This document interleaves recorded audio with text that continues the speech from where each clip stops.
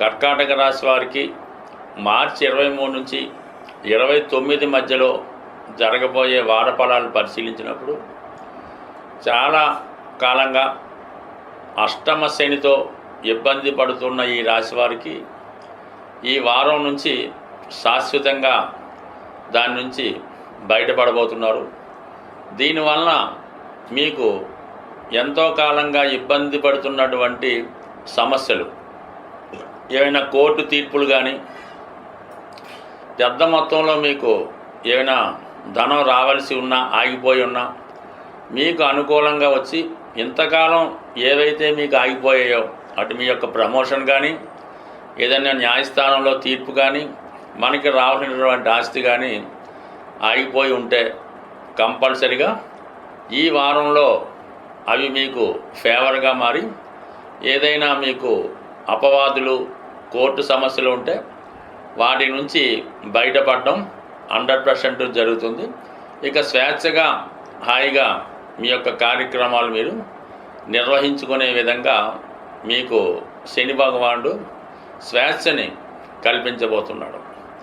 దాని ప్రభావంతో లాభస్థానంలో ఉన్నటువంటి గురు భగవానుడు చాలా వరకు మీకు అనూహ్యంగా మీకు ఏదైనా ఒక సంపద, కొత్తగా ఉద్యోగము, లేదంటే ఆగిపోయినటువంటి ఉద్యోగం రావడం కానీ, పోగొట్టుకున్న ఉద్యోగం రావడం కానీ, ఆగిపోయినటువంటి బెనిఫిట్స్ తిరిగి రావడం కానీ, లంసంగా ఎక్కువ మొత్తంలో మీకు ఈ విధమైనటువంటి ఆదాయం, కొన్ని శుభవార్తలు మీరు ఈ వారంలో వినడం జరుగుతూ ఉంటుంది.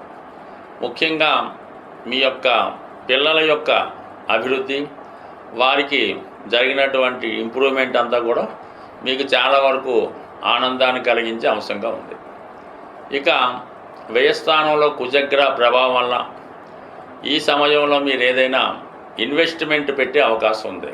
అది పిల్లల యొక్క చదువు కొరకు కానీ, వారి యొక్క వివాహాల కొరకు కానీ, లేదంటే ఏదైనా వ్యాపార అభివృద్ధి కొరకు ఒక స్థిరాస్తి కొనడానికో కొంత ధనాన్ని వ్యయం చేయవలసి ఉంటుంది. అంటే ఇన్వెస్ట్మెంటు, పెట్టుబడి పెట్టవలసి ఉంటుంది.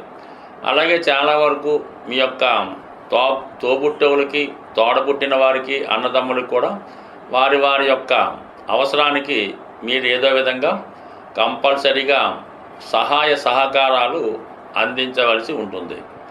ఇక భాగ్యస్థానంలో ఏర్పడినటువంటి 4 గ్రహాల కూటమి, అందులో ముఖ్యంగా ఈ ధనాధిపతిగా ఉన్నటువంటి సూర్య భగవానుడు భాగ్యస్థానంలో సంచరించడం, భాగ్యస్థానం అందే బుధాదిత్య యోగం ఏర్పడడం వల్ల ఈ రాశిలో ఉన్నటువంటి విద్యార్థులకి చాలా ఉన్నత స్థాయి ఫలితాలు పొందడం జరుగుతుంది. అలాగే మీకు ప్రభుత్వం నుంచి ఏదైనా గుర్తింపు కానీ, ప్రభుత్వ అవార్డు లాంటివి వచ్చే అవకాశం ఉంది. అలాగే రేపు జరగబోయే ఎటువంటి కాంపిటేటివ్ ఎగ్జామ్స్లో అయినా సంపూర్ణంగా మీరు విజయం సాధించే అవకాశం ఉన్నది. అలాగే ఆర్థిక సంబంధించిన విషయాల్లో మీకు ఏదైనా ప్రభుత్వ పథకం కానీ, ప్రభుత్వ స్కాలర్షిప్ కానీ పొందే అవకాశం ఉంది.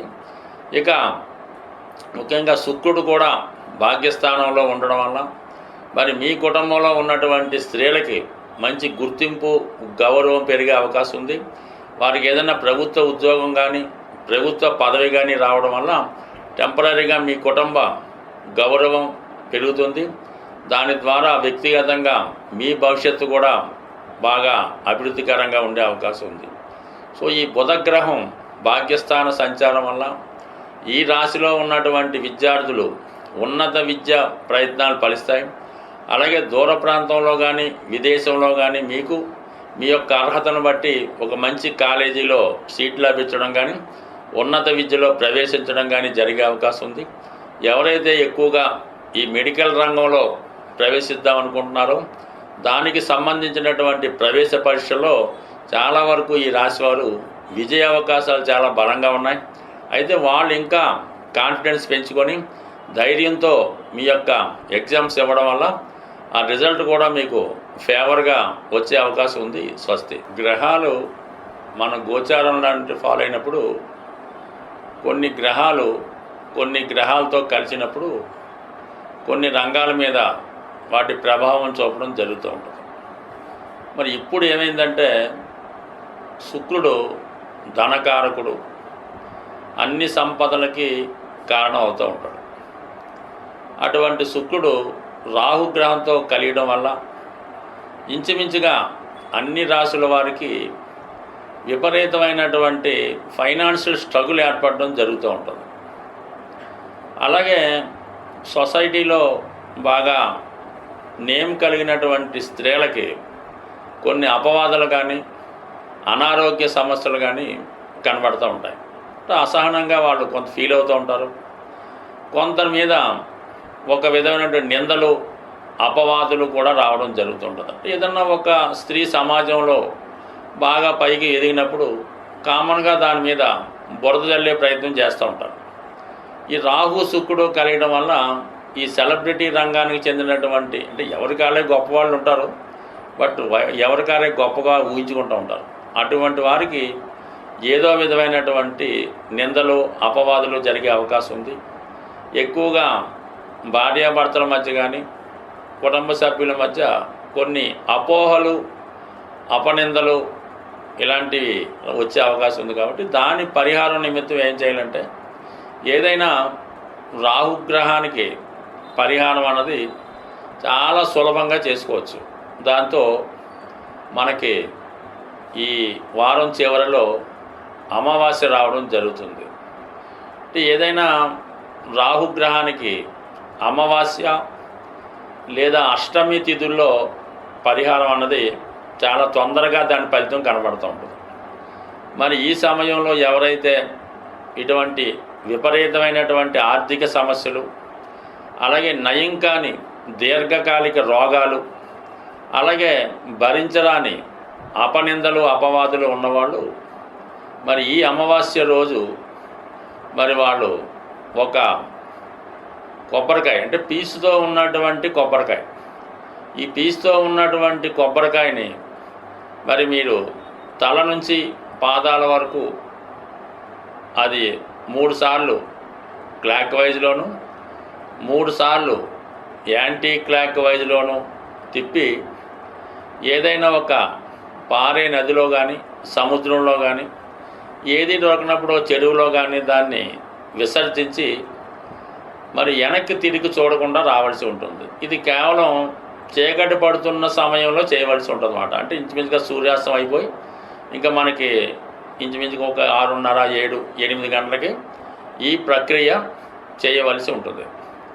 ఇంకా ఇంకొక రెమెడీ ఏంటంటే ఇక బాగా అసహనంగా ఉంటూ కొంతమంది మగపిల్లలు కానీ ఉద్యోగస్తులు కానీ చాలా ఏది చేయలేని పరిస్థితి, ఒకప్పుడు చాలా ఒక వెలుగుతారు, చాలా స్ట్రగుల్ పడుతుంటారు, ప్రతిదానికి కూడా ఇతరుల మీద ఆధారపడుతుంటారు, ఒక మానసికంగా మనసు దెబ్బతిన్నట్టు మానసికంగా ఇబ్బంది పడుతున్నట్టు కనబడుతుంటారు. అటువంటి వారికి బూడిద గుమ్మడికాయ తీసుకొని ఇదే అమావాస్య రోజు ఈ సంధ్యా సమయం సాయంకాల సమయంలో మీ కుటుంబంలో పెద్దవారు కానీ లేదా ఎవరైనా కొద్దిగా అనుభవంగా పెద్దగా ఉన్నవాళ్ళు ఈ అబ్బాయిని ఈ బూడిద గుమ్మడికాయతో దిష్టి తీయవలసి ఉంటుంది. అంటే రైట్ సైడ్ 3 సార్లు అలాగా యాంటీ క్లాక్ వైజ్లో 3 సార్లు చక్కగా దిష్టి తీసి దాన్ని చక్కగా బ్రేక్ చేయవలసి ఉంటుంది. బ్రేక్ చేసి ఎవరింటికి రావడం జరుగుతుంది. ఎవరైతే ఈ దిష్టి తీసారో వాళ్ళకి ఒక 18 సంఖ్య వచ్చే విధంగా ఓ 18 రూపాయలు, 180 రూపాయలు, 1800, 18,000 అది మీ యొక్క శక్తి కొలది వారికి ఇవ్వవలసి ఉంటుంది. మీరు చక్కగా ఇంటికి రావాల్సి ఉంటుంది. సో ఈ విధంగా ఈ కొద్దిపాటి రెమెడీస్ చేసుకోవడం వల్ల ఏదైనా అమావాస్య రోజు ఏదైనా టెంపుల్లో మీరు ఒక 4 కొబ్బరికాయలు సమర్పించిన, ఒక గుమ్మడికాయ సమర్పించిన చాలా వరకు ఈ రాహు చేత పీడించబడుతున్న వాళ్ళు దాని నుంచి బయటపడే అవకాశం ఉంది. స్వస్తి.